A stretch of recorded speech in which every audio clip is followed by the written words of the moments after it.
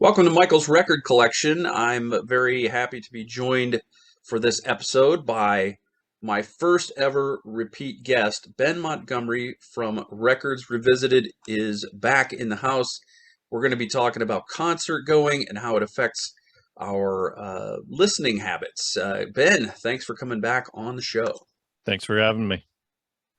So you and I went to see The Who recently. It was my first time. Was it also your first time seeing The Who? That was my first time as well. I think I was pretty vocal about it where I'm like I was I would not consider myself a big Who fan until Mhm. about the last 5 years. I didn't hate them.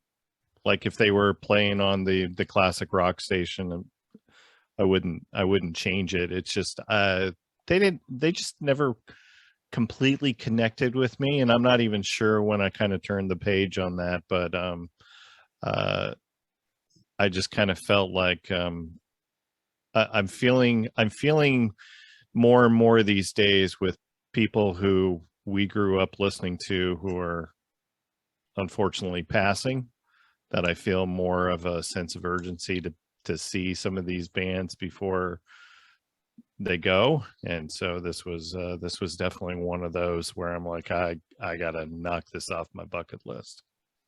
Yeah, it's funny because you're saying a lot of the things that resonate with me. I knew people growing up who were huge into The Who, but for Yeah. me, it was like just enough to hear Baba O'Reilly or Who Are You come on the radio. That was fine. Did Um, did you feel like, because we're about the same age, so did you feel like back in the day it was like you had to pick a camp? Like there was the Beatles camp, and then there was like the other camp. So there was a smaller camp for like the Doors, which, don't get me started on the Doors. Can't stand them. Never have liked them. I've tried again. I just don't enjoy Jim Morrison at all. But there was the Led Zeppelin camp, which I definitely belonged to. I was firmly entrenched in that. But there was also a smaller little group that they were like, no, the Who is the best band to come from Britain in that time period. And I felt like you kind of had to pick a side back then. Maybe it was just where I grew up, but I kind of felt like where it's like, well, I like Zeppelin. yeah, I think there was some of that, but I also think that I kind of marched to my own drummer where a lot of that was concerned. I had a really big chip on my shoulder when I was young about now. What is good now? I don't care what was good in 1968. I want to know what's good now. I was always looking for I had the a little next bit of thing. that. Yeah, I had a little bit of that. So I was a child of the mid to late 70s and on into the early 80s. That's kind of where my jam was. And while my friends were telling me how great the Doors or the Who or Led Zeppelin were or the Rolling Stones, I was like, yeah, whatever.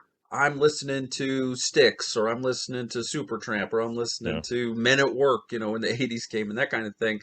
And and MTV even I think made that worse for me in some respects because there was music being piped in from all over the world and it was like, wow, there's just so much out there. I can hear this stuff on the radio any hour of any day.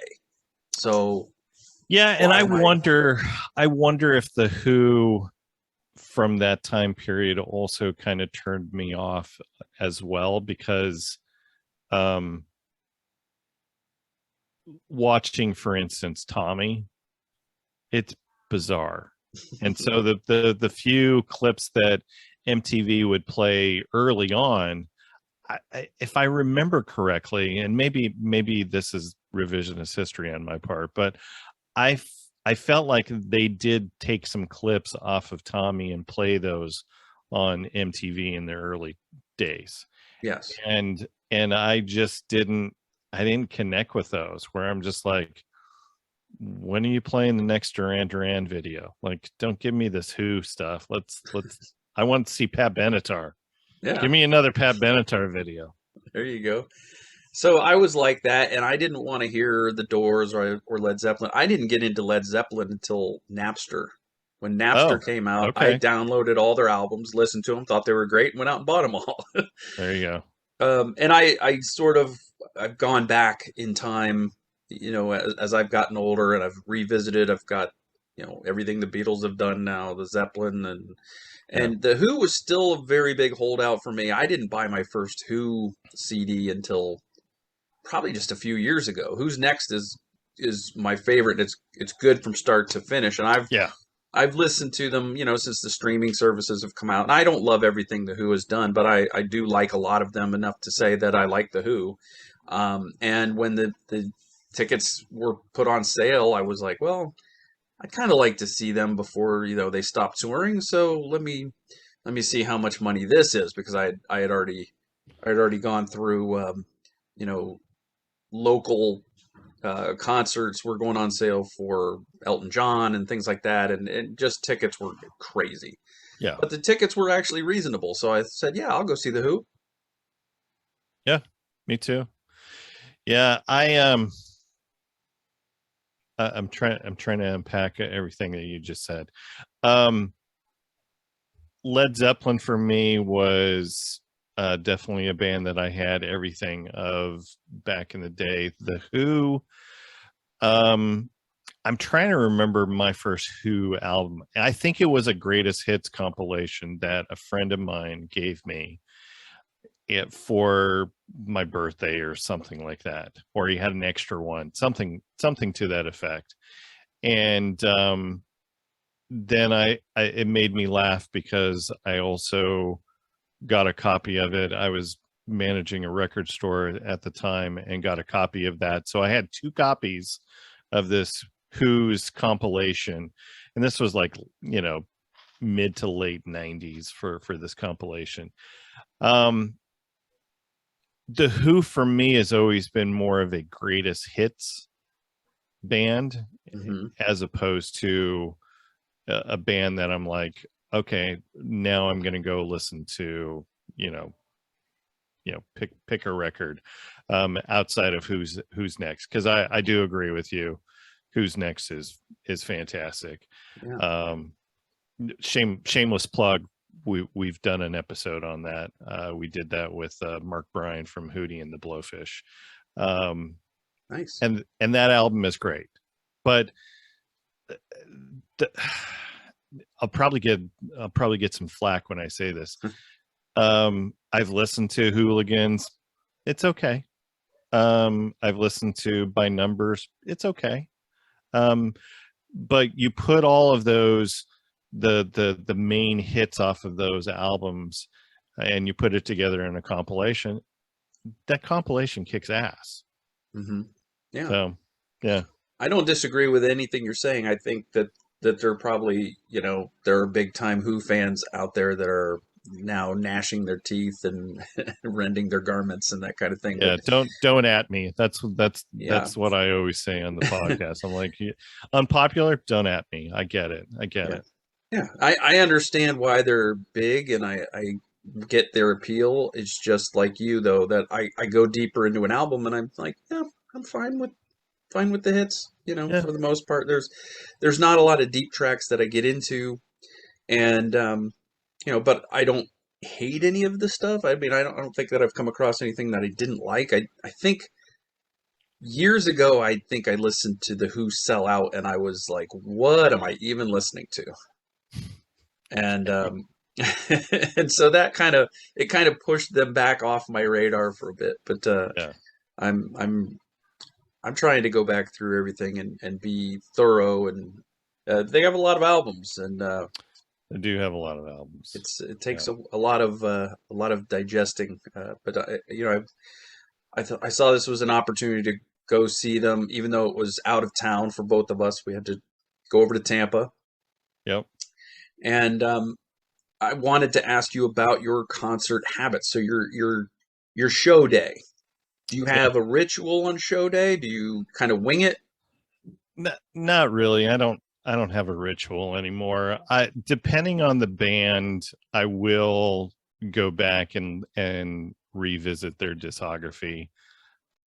Um that really depends on who the band I'm going to see. So So for instance, we're doing a sidecast. That's what we're calling it. We're doing a sidecast of all the Foo Fighters records. Hmm. That started because I was supposed to go see them in North Carolina for my birthday in a All couple right. weeks. And that's what I always did when I went and saw Foo Fighters, was I just went and listened to every record and kind of got reacclimated. I don't do that for every band that I go see. Um, I mean, I'll revisit songs that I know that I'm going to hear. Hmm. A couple weeks ago, I saw Sponge. They were at the Social. I listened to the first couple albums, and then I would go and I looked at their set lists from previous concerts and kind of got an idea of how many songs that they were playing off of other albums that I didn't know. So again, getting some familiarity with it. And then there's just some bands that I just want to go see. I'm not necessarily a huge fan of them, but um, tickets are cheap, or I one of the things that we get sometimes as podcasters is we get comp tickets, and I'm like, sure, I'll go see G Love on your dime. Sure, no problem. Doesn't always mean that I'm going to go back and listen and like go through their entire discography. So Right. it's case by case, I think. Okay. And is there a time when that starts to ramp up? Is it just day of show, or is it the week before the show? I think it also kind of depends on if it's first time me seeing them. Um, so 2 weeks ago, OMD came here to Orlando. First time I'd ever seen them live. So I did kind of ramp it up a little bit prior to seeing them, just because I'm like, I know all the hits. And their greatest hit compilation is like one of my favorite greatest hits albums. It's just fantastic from start to finish. And then I started looking at some of their set lists. I'm like, oh shit, they're playing a bunch of like deep tracks that are not on the greatest hits. So now I got to go listen to some of those. Hmm. Um, and that I probably listen to an album a day of theirs for about a week leading up to it, because they did have a lot of discography as well. Yeah. Um, but yeah, it's case by case. Yeah. I'm like that too. My typically, if I'm not seeing another show in close proximity, I'll probably play an album a day, for Yeah, however many days leading up to it. For the Who, this time out, I was originally supposed to be seeing three shows that week. It ended up being two because COVID canceled one of them. But yeah, I figured I'm not going to just overindulge in the Who. So it was the day of show, and I went in and worked a half day, and I said, "All right, let me familiarize myself with some of these albums," and I listened to the Who by Numbers, and I think Who Are You, and a few others. Just a few, just to get a taste. I figured they're going to be playing mostly pretty well known songs on a tour like this. yeah. Which you're I'm looking at the set list. So Who by Numbers, they only did Imagine a Man. What was the other one that you said? Who Are Um, You? who are you? So they only did the title track for that one. Yeah. Yeah. So, Um, yeah. So this tour, I did cheat a little bit day of. I did look at the set list. I know you and I texted back and forth of, mhm, I was like, hey, did you look at the set list? And you're like, no, I want to be surprised. I'm like, all right, all right. yeah. But I did look and saw that they started they started the concert with 6 songs off of Tommy. So I did go and listen to Tommy the day before.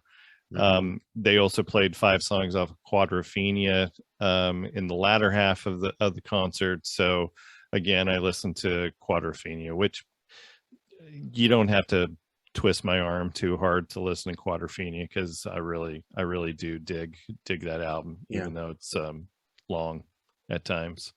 So my bad. I probably should have mentioned that there would be Who spoilers for this show. So if you You know made it, what? They're out there on the that's right. interwebs. You That's can right. we'll spoil them if, or you can just go spoil yourself. Yeah. Typically, I will look up, especially if I've seen the band before. I will look up a set list and see what they're kind of Yeah. concentrating on. In this case, I thought I'm going to see them for the first time. I don't know if I'm going to see them again. If I look at the set list and there's some songs missing that I want to hear, it might change my frame of mind going into the show, and I didn't want that. So Yeah. that's why I didn't in this particular instance. And I think they played pretty much most of the songs that I would have wanted them to play. I don't. The only one they left out was one I kind of doubted they would play anyway, which is Another Tricky Day. Um, Yeah. but You weren't going to get that. No, that's a little deeper. That's a little deeper. But I like that one, and I thought that's probably not going to happen. But I wanted, if I looked and there was like no "Love Reign Over Me" or something like that, I would be Yeah. like, oh, come on. But so I didn't do that. I just listened to a few albums I went over, Well, and I was super excited because when I looked at the set list, I'm like, okay, they're playing this song. Should we just spoiler alert for people? I mean, they can go look at set list. yeah, But I if was you like, don't want to hear this, it's probably a good yeah, time yeah, to just save this podcast and come back to it after you see the show. right, right. So my favorite Who song, bar none, is "Love Reign Over Me." Mhm. They played that second to last. My second favorite song is "Baba." They played that. They played that last, Yeah, which you I knew they kind were of think playing that. you knew they were going to play those. Mhm. But I love Eminence Front. They played that Yep, as well. that was one of my top three probably. Yep. And You Better You Bet. I wanted to hear that. Mhm. And Substitute. And they really played my favorite sort of earlier song from them, which is "I Can See for Miles," Yeah. Yeah. and so I was happy about Well, that. they kind of played They that. played a good chunk of it before. Should we talk? Should we talk about that? Yeah, but before we get to that, why don't we start with what you do on show day? Do you like to get to the theater, arena, stadium early before doors open? What's your approach? So the approach that I have for bigger shows is I try and go a little bit early because I know what the secret is. And the secret is so you and I had pretty crappy seats. Yeah, You and I were in what, section 310, but they were, how much did we pay for tickets? Like 45, $50. yeah, not bad. Not bad. But we came early because I'm like, I looked on Ticketmaster about a week out and saw that there was still a bunch of tickets still available. And so I'm like, all right, I don't know if this is going to happen or not, but we're going to go early enough that if they're upgrading us, we're going to be in position for that. And so we're walking around the section, and sure enough, there's somebody out there with a whole bunch of tickets. And we just walked right up to him and we're like, "What do you got?" Yeah, you were And he kind enough and to he's text me. and he's like, "I got section 112." I'm like, "Done. I'll trade you tickets." And then I got on the horn with you. I'm like, I'm sorry, you're going to hear all of that. That's all right. It's bunko night at the Montgomery house tonight. So Big doings.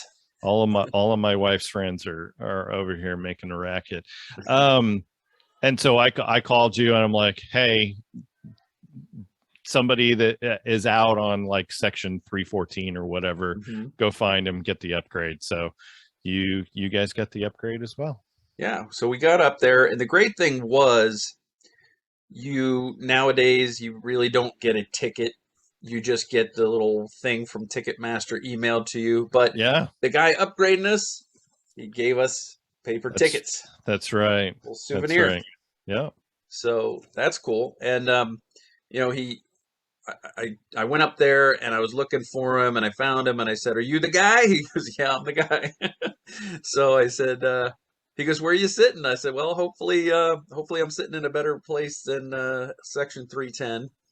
And he said he had some tickets and he would take a look. And then I asked you where you were sitting, and you told me. And he said, "Yeah, I think I can get you in that section." And we had an odd number. We had three of us. Yeah. So my buddy Jerry's wife was in the bathroom. He says, "How many?" I said, "Three. Um, can you get us in that section 112?" And he said, "Yeah, I can get you in the general area of your friends, but you're going to be way in front of them." And I said, I'm okay with that." I honestly think because we were kind of off to a corner. I think that we had a little bit better vantage point than you all. You guys were a little close to the floor, so Mm-hmm. yeah, you were like, "Hey, there's some seats up here, close to us," and we're like, "Yeah, that would actually require us to get up too." Yeah, yeah. I understand. I And understand we where were you're coming and from. we were in the middle of a row, so we were like two seats from the end, and the people that were sitting at the end were a little bit bigger than us, and so that would have required them to actually Get up and move. get up and Yeah. move, and we're just like, forget it. Yeah, I was a little surprised, and that the sales were not very robust for the show. In fact, the row in front of us and the row behind us were empty. Yeah, and I was talking to one of our listeners because he's like, I posted a video. I didn't take a whole lot of video that night, but I did post a video of one of the songs, and he's like, they still sound really good. I'm like, yeah, and the orchestra was like top notch, like really good. Yeah. And don't like definitely go. And he's like, there's still a bunch of tickets still left for Boston. I was like, there was a lot of tickets left for Tampa as well. I said, just buy a crappy seat and just go find a guy because they'll upgrade you. If there's a bunch of seats still on, lower section, you'll get the upgrade. Maybe I shouldn't be telling people this because now they're going to start coming to the shows that I go to early and get Yeah. the better tickets than Giving all your secrets away. I am a little bit. Yeah. But it was nice to get that right off the bat. It's like, oh, these are we're gonna be up in the nosebleeds, but then we got to a much better location. And Have you sat up there before at Amalie? I haven't sat up there in that arena. I've sat in similar sections in other arenas that are not terribly different, but Yeah. I think that other arenas are more steep than Amelie is.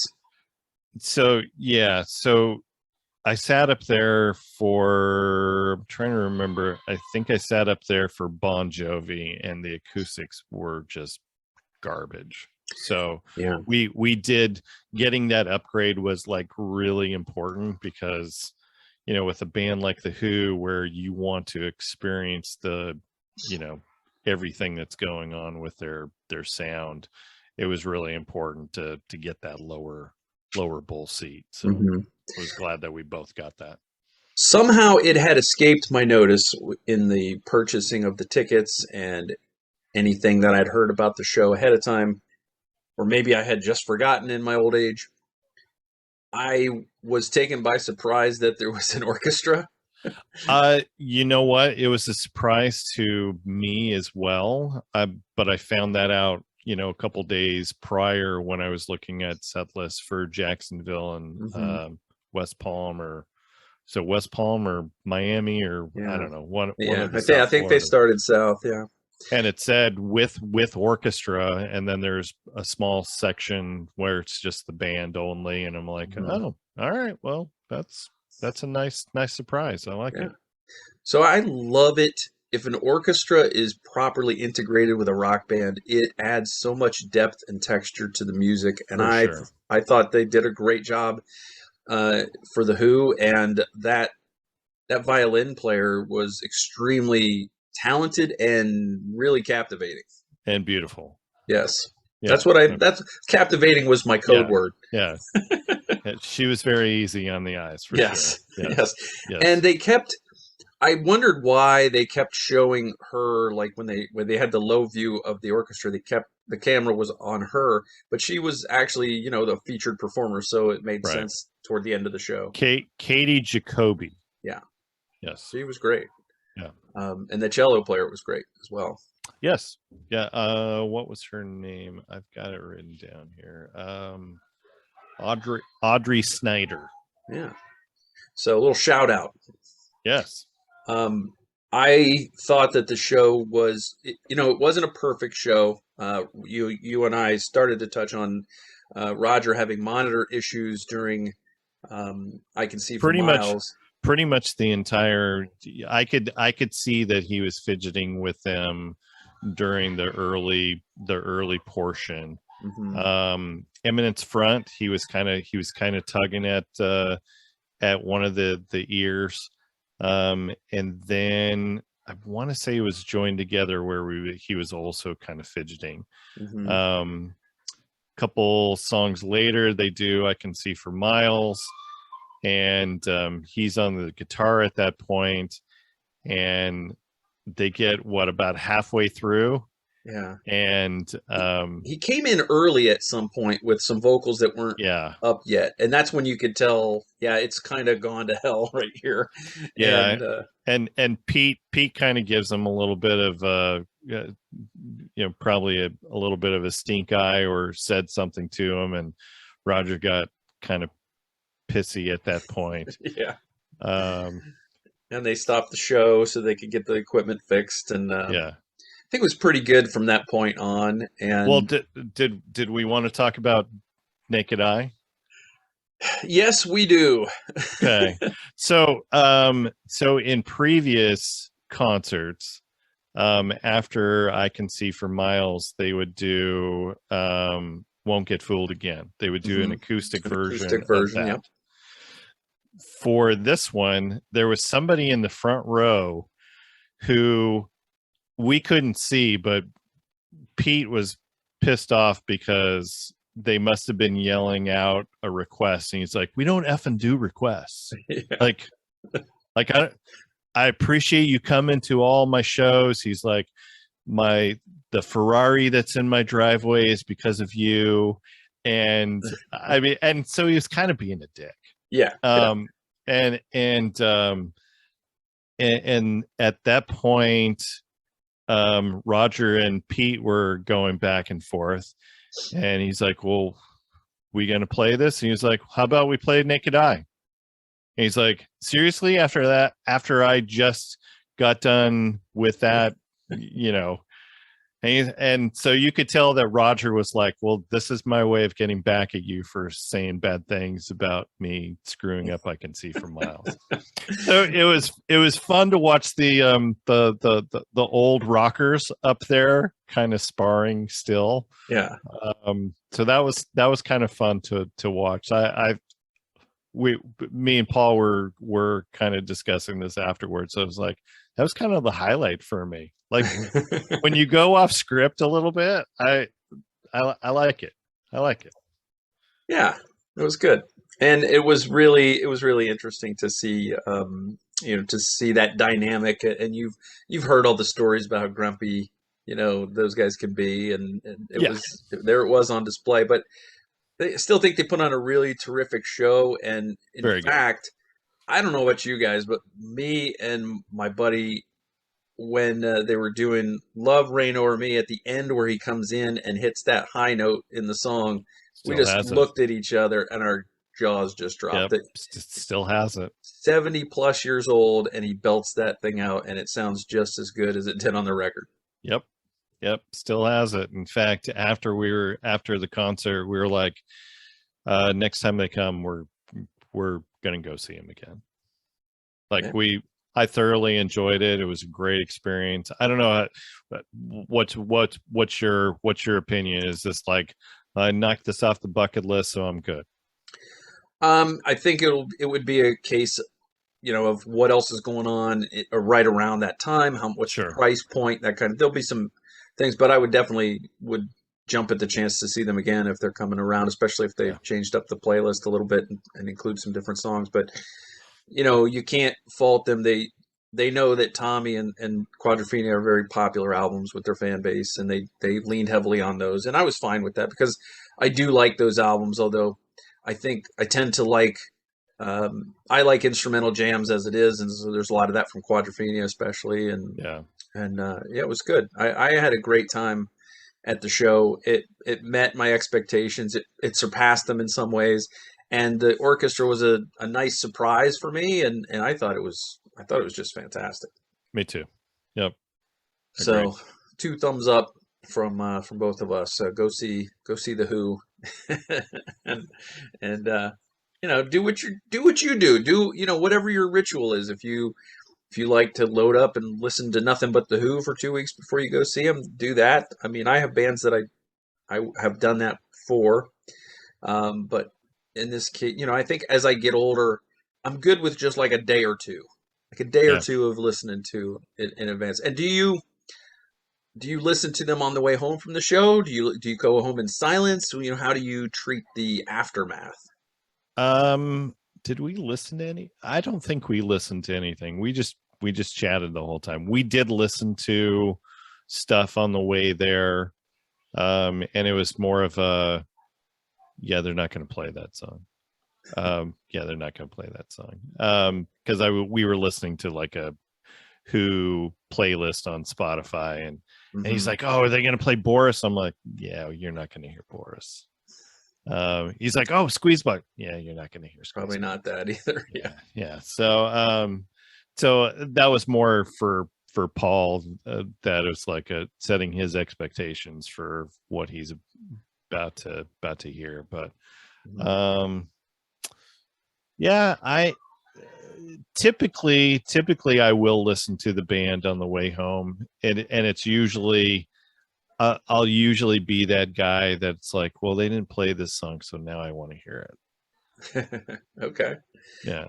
Growing up where I did in Central Ohio, we had a radio station, FM station that for the local shows, as soon as they ended, Yep. they would play I know where all you're the going with songs this. Yep. in the set list in order, and that was cool. So we would usually listen to that on the way home. And since we now live in a modern technological times, you can easily go on Setlist FM and find the set list and build a playlist to listen to on the way home. And I have done that before too. And Yeah. sometimes I just play stuff on random. I'm gonna Sorry. vamp while you yawn. Sorry. No worries. I thought you were still on your soapbox there. Nope. So It's a work night for both of us. So it it is. happens. It But is. And but yeah, it's I'm still pre-gaming. I got to go record an episode tonight as well of oh, my own podcast. you're So gonna need some coffee. it's I'm gonna be digging into the caffeine here in a minute. So yeah. All right. Speaking of your show, before I forget to do this, tell everybody where they can find you. We're everywhere. Just go look for Records Revisited podcast. We're out there. Yeah, they're on all the socials. They're on all the podcast platforms. Yep. Um, Except so today I wasn't on the socials today. yeah, you have a social account. You just didn't bother using it There was a lot of politically charged conversation today, and Yes, there was. I try not to do that on our socials, and I'm like, you know what, I'm bowing out for today because I feel like I'm gonna say some stuff that might um might divide my listenership. I don't I don't think so. I think most of my listenership is pretty right in line with how I view the world. I might be wrong, but I just didn't. Yeah. I just didn't want to say some stuff that maybe will cause other people to. Yeah. Don't want to make anybody alienated or No, uncomfortable, and no, because it's we've tried really hard to have our podcast and our socials as an escape mhm. from all of the garbage, and but it's hard. You know that it's hard not to have conversations with certain musicians who they have an agenda. Mhm. Like they want to talk about the world. They want to talk about politics. They want to talk about how much they hate God, or whatever the Yeah. topic is. Yes. I was So, pitched a very famous, let's call him a guitar player, okay. that I know would be just a Travis Shamockery of a show. So I opted not to go with him, even though he's pretty famous. Yeah. So I Yeah. get where you're coming from, but it is it should be an escape. This is meant to be fun for everybody, and Yeah. bringing that outside stuff into this, it's just like it's too much. If you want to go talk about that stuff, there's plenty of places to go do that. There are a lot of other podcasts that do that. We chose not to. Yeah. Um, sometimes the line is blurred, especially if we're talking about particular song that is politically charged, or there is a political commentary in there. I mean, case in point, the episode that we just dropped today was a Randy Newman episode, and there's one song. I mean, Randy loves to stir up the controversy anyways, and there's one song where he's kind of making fun of the Supreme Court a little bit, and I just thought, how timely. How timely was this? Where it's just I just thought it was interesting that he would say that. Trying to find the lyric. Well, I'll never forgive him for making fun of short people. Yeah. Although I like his music, so yeah. But yeah. But there's a lot of that kind of stuff. So we do try not to get in the weeds, but here's the line. He's like, it kind of pisses me off that the Supreme Court is going to outlive me. A couple of young Italian fellas and a brother on the court now too, but I defy you anywhere in the world to find me two Italians as tight ass as the two Italians we got. And as for the brother, well, Pluto's not a planet anymore either. Yeah, that's Randy. That's Randy. So we're not always able to completely escape it, because sometimes we're talking about that kind of stuff. Yeah. But sure. Yeah, it's fun. Yeah. Well, Ben Montgomery of Records Revisited podcast, thank you so much for coming back on the show and talking through our experiences together, man, at the Who. It's been great. Yeah. And we'll maybe we'll go hang out at the Connells. That would be great. Can't wait. All right, man.